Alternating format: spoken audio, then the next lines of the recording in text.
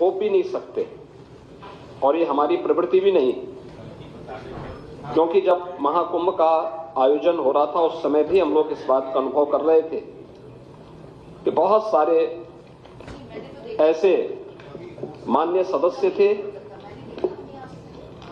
या ऐसी पार्टियां थी, ऐसे संगठन थे जो तमाम प्रकार के अनर्गल लाभ इस दौरान कर रहे थे। लेकिन उन सब से इतर रह करके हम लोग इन सभी घटनाओं के मौन साक्षी बन करके अपनी जिम्मेदारियों का निर्वहन कर रहे थे। महाकुंभ का महत्व क्या है, इसके आध्यात्मिक पहलू को लेकर, इसके सामाजिक पहलू को लेकर, राष्ट्रीय एकात्मता के पहलू को लेकर, इसके आर्थिक पहलू को लेकर के अनेक विचारकों ने, विशेषज्ञों ने अपनी राय रखी और स्वाभाविक रूप से कुंभ के बारे में चर्चा वही कर सकता है जो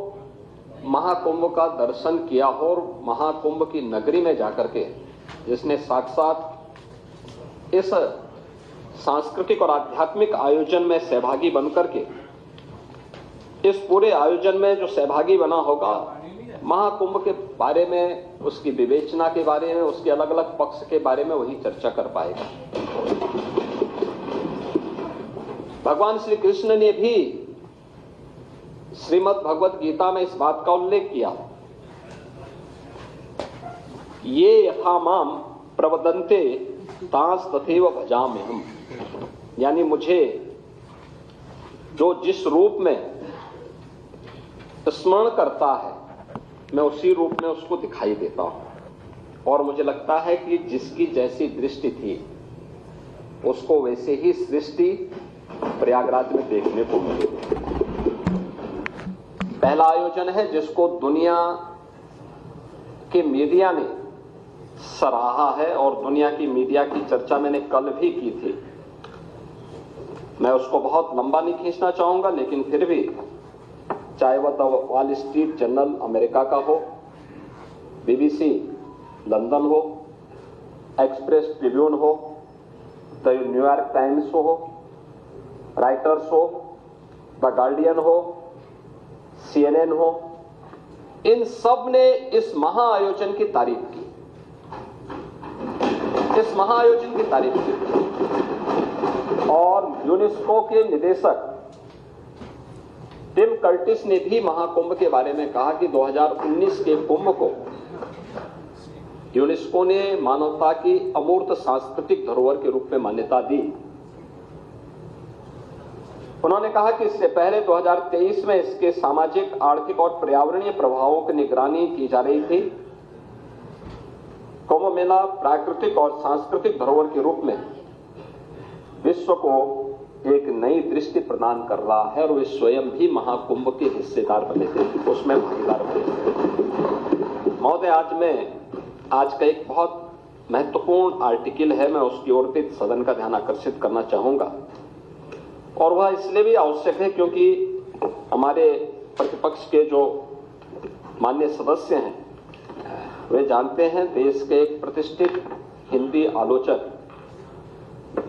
श्री सुधीर पचौरी को। ये हमारे संघ विचारधारा के नहीं है, भारतीय जनता पार्टी से भी उनका कोई संबंध नहीं है। वे हमारी विचारधारा अन्य इस प्रकार के मुद्दों की अक्सर आलोचना और आलोचनात्मक कार्यों के लिए ही वो जाने जाते हैं। महाकुंभ के बारे में उन्होंने लिखा कि समाज अपने अनुभवों में जीता है। उन्होंने बहुत सारी चीजें इसमें लिखी हैं।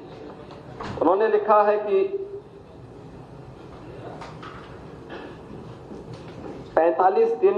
लंबे अनुभव में हर रोज 1 से 1.5 करोड़ की संख्या में आती संगम में सहज अनुशासित भाव से आस्था की डुबकी लगाती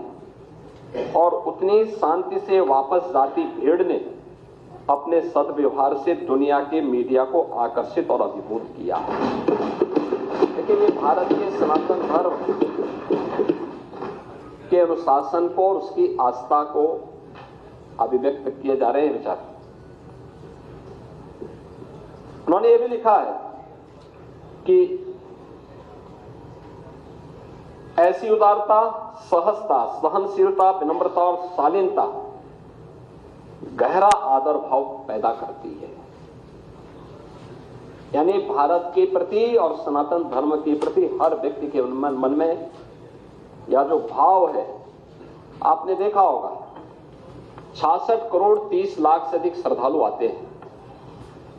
और इन 45 दिनों में प्रयागराज हो, उत्तर प्रदेश हो, कहीं भी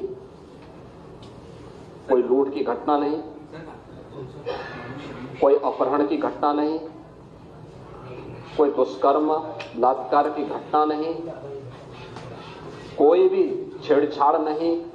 कोई भी ऐसी घटना नहीं जिसके बारे में कोई अपने आप को शर्मिंदा महसूस करे। ये सामाजिक अनुशासन नहीं तो क्या है? एकात्मता का इससे अच्छा उदाहरण,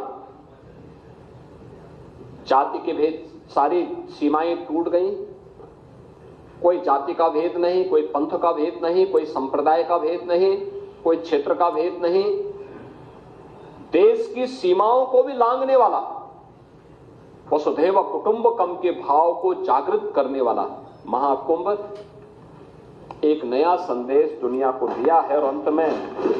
से सुदेश पचौड़ी इस बात को भी लिखते हैं अपने आर्टिकल में कि क्या पता कि ऐसे ही निंदकों के प्रतिकार में इस महाकुंभ में इतने रिकॉर्ड तोड़ श्रद्धालु आए ताकि दुनिया जान ले कि समस्त हिंदू समाज एक है। यानी जो लोग महाकुंभ की निंदा कर रहे थे उनके बारे में वो कहते हैं कि जो लोग कभी पॉल्यूशन को लेकर के, कभी व्यवस्था को लेकर के, कभी किसी अन्य झूठी खबर को लेकर के तमाम प्रकार से इस महाकुंभ के आयोजन को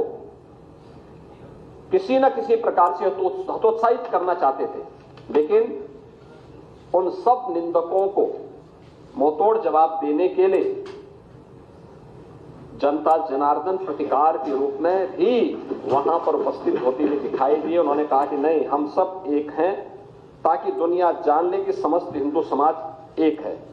यही नहीं, महाकुंभ ने एक नया